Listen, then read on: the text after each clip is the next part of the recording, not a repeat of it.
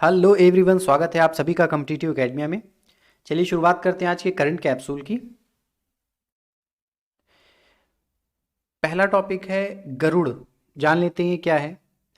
DGCA यानी directorate general of civil aviation ने Covid 19 से निपटने के लिए ड्रोन संचालित करने के लिए एक पोर्टल लॉन्च किया है। तो उसी का नाम है गरुड़ पोर्टल। मुख्य बिंदु जान लेते हैं। इसका काम क्या है। राज्य सरकारों तथा स्वास्थ्य निकाय द्वारा जो डी सैनिटाइजिंग स्प्रे किया जाएगा उसके लिए इस ड्रोन का प्रयोग किया जाएगा और उसकी अनुमति गरुड़ पोर्टल पे मिल जाएगी आसानी से, क्योंकि डीजीसीए जो अनुमति देता है उसमें काफ़ी ज़्यादा टाइम लगता है और डायरेक्ट इस पे जिस भी अथॉरिटी को अनुमति लेना है इस पे अप्लाई कर सकता है और आसानी से मिल जाएगी। आगे, और एक कोरोना किलर इस नाम का ये ड्रोन है जिसका आविष्कार किया गया है। ये ऊंची ऊंची जो इमारतें हैं उनके ऊपर ये कीटनाशक स्प्रे करेगा, डिसैनिटाइजिंग करेगा। तो ये पोर्टल का नाम है गरुड़ और कोरोना किलर ये एक ड्रोन का नाम है। डीजीसीए का नीचे फुल फॉर्म दिया गया है, directorate general of civil aviation. नागरिक उड्डयन मंत्रालय के अंतर्गत ये आता है। नागरिक उड्डयन महानिदेशालय इसका नाम है और ये उड्डयन मंत्रालय के अंतर्गत आता है। अगली न्यूज है समुद्र सेतु। समुद्र सेतु के साथ में वंदे भारत जो अभियान चलाया जा रहा है उसको भी डिस्कस कर लेंगे। स्लाइड उसकी नहीं बनी है लेकिन समझ लेंगे, जान लेंगे वो क्या है। मालदीव्स में फंसे हुए जो भारतीय नागरिक हैं उनको वापस लाने के लिए भारतीय नौसेना ने समुद्र सेतु अभियान प्रारंभ किया है। भारतीय नौसेना का ये है। इसके मेन बिंदु क्या है।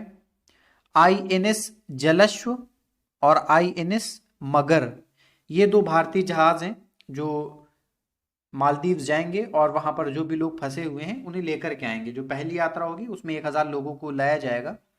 कम लोगों को इसलिए लाया जा रहा है ताकि सोशल डिस्टेंसिंग का ध्यान रखा जा सके जहाज पर भी।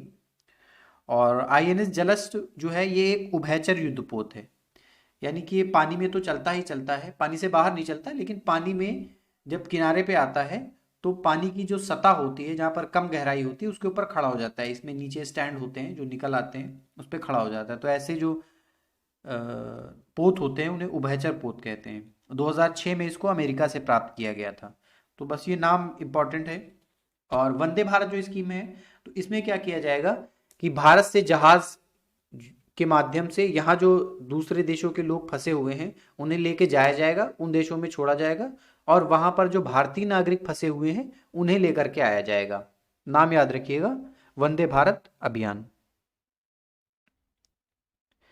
आर्कटिक एम, ये आर्कटिक क्षेत्र की निगरानी के लिए रूस ने अपना पहला उपग्रह लॉन्च किया है। इसके मुख्य बिंदु जान लेते हैं। यह एक रिमोट सेंसिंग उपग्रह है जो पृथ्वी का जो ध्रुवीय क्षेत्र है, आर्कटिक क्षेत्र, उसकी जो मौसम संबंधी परिस्थितियां हैं उसकी सूचना प्रदान करेगा।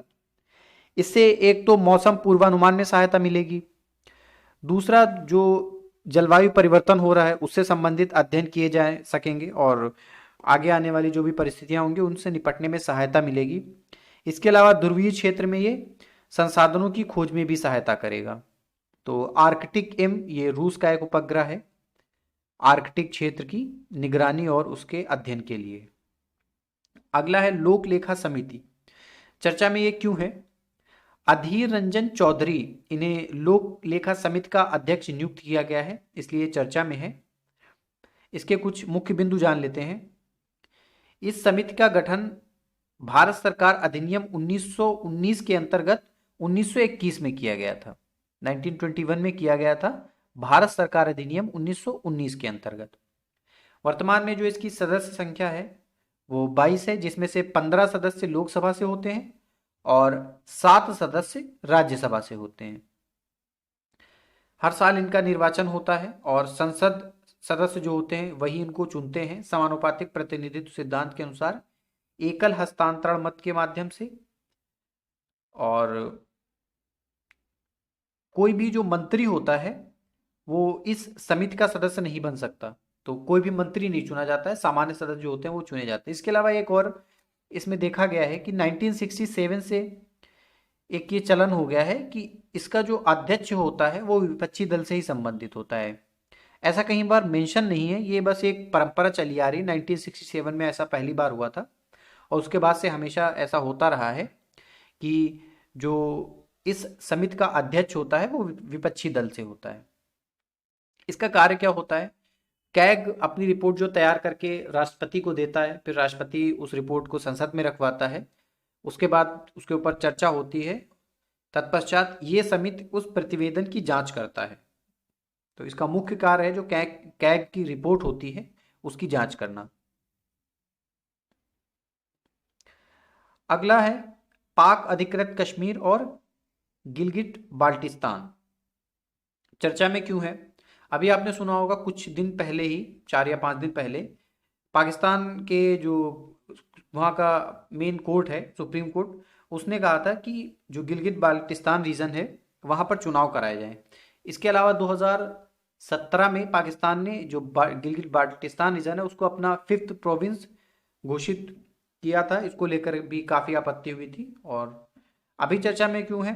भारतीय मौसम विभाग ने अधिकृत कश्मीर और गिलगिट बाल्टिस्तान को मौसम संबंधी उप प्रभाग में सम्मिलित कर लिया है। जो कश्मीर का मौसम संबंधी उप प्रभाग है उसके अंतर्गत इस क्षेत्र को सम्मिलित कर लिया है। और मैप इसका बहुत इंपॉर्टेंट है।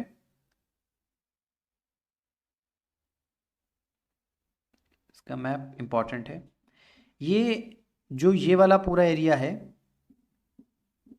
ये अभी भारत के पास जो कश्मीर है ये वो क्षेत्र है। ये वाला जो रेड वाला एरिया है, ये डार्क रेड सा, ये वाला, ये पाक पाक अधिकृत है, लेकिन एडमिनिस्ट्रेड पाक कर रहा है। पाक अधिकृत ये क्षेत्र है, इसको पाकिस्तान ने आज़ाद कश्मीर कहा है। और ये जो पाक अधिकृत क्षेत्र है कश्मीर का, ये गिलगिट बाल्टिस्तान रीजन है। इसके अलावा जो ये ब्राउन सा क्षेत्र है, ये वो क्षेत्र है जिसको पाकिस्तान ने कश्मीर को गिफ्ट दे दिया था। ये भी पाक अधिकृत क्षेत्र का ही पार्ट है। ये एक्साई चीन है जिसको 1962 में जो वॉर हुआ था तो चाइना ने कब्जा कर लिया था। और ये सियाचिन ग्लेशियर है, यहाँ पर एक सियाचिन ग्लेशियर वाला क्षेत्र है। तो इसका जो मैप है वो इम्पोर्टेंट है, याद रखना। मुख्य बिंदु, जैसा कि आप सभी को पता होगा 1947 में जो कश्मीर रियासत थी तो उसने स्वतंत्र रहने का फैसला किया प्रारंभ में।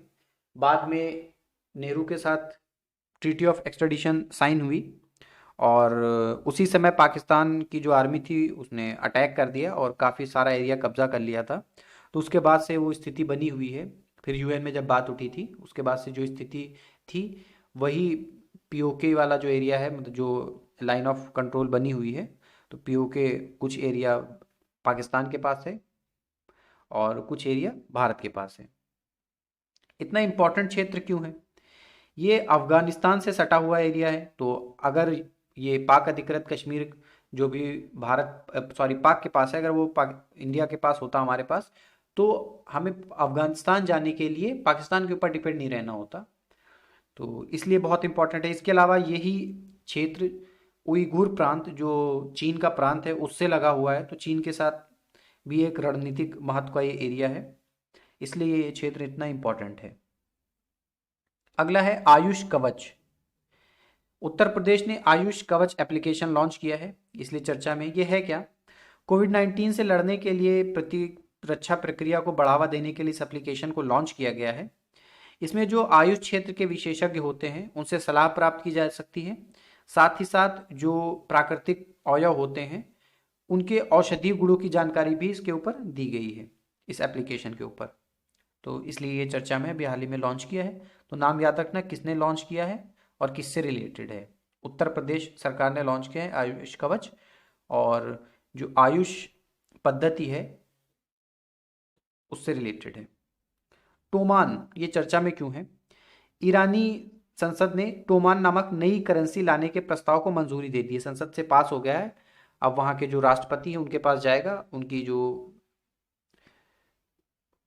जब वो अपनी सहमति दे देंगे तो फाइनली ये पूरा हो जाएगा। कुछ बिंदु जान लेते हैं। वर्तमान में जो ईरान की मुद्रा है वो रियाल है। नई मुद्रा लाने की ज़रूरत क्या पड़ी है? अभी आपको पता है कि अमेरिका जो न्यूक्लियर डील है उससे बाहर हो गया है, और इस वजह से बहुत सारे रिस्ट्रिक्शंस भी लगाए गए ईरान के ऊपर। अमेरिका ने बहुत सारे रिस्ट्रिक्शंस भी लगा दिए हैं ईरान के ऊपर। इससे क्या है कि वहाँ का ऑयल मार्केट पूरा क्रैश कर गया, महंगाई बहुत ज़्यादा बढ़ गई है। लगभग एक रियाल 1.5 लाख, सॉरी $1 1.5 लाख रियाल के बराबर हो गया है। तो इतनी ज़्यादा महंगाई बढ़ने से क्या हुआ है, वहाँ के जो मुद्रा है उसकी वैल्यू बहुत कम हो गई है। तो इसलिए ये टोमान नामक नई करेंसी लाई जा रही है। इसका उद्देश्य है कि 4 जीरो हटा दिए जाएंगे रियाल से, यानी कि जो एक टोमान का मूल्य होगा वो 10,000 रियाल के बराबर होगा। तो ये ईरान की मुद्रा होगी आने वाले समय में, याद रखिएगा, टोमान। तो आज के इस लेक्चर में इतना ही है।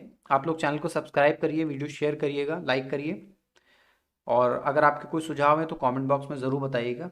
तो चलिए मिलते हैं कल कुछ नए टॉपिक के साथ, तब तक के लिए धन्यवाद।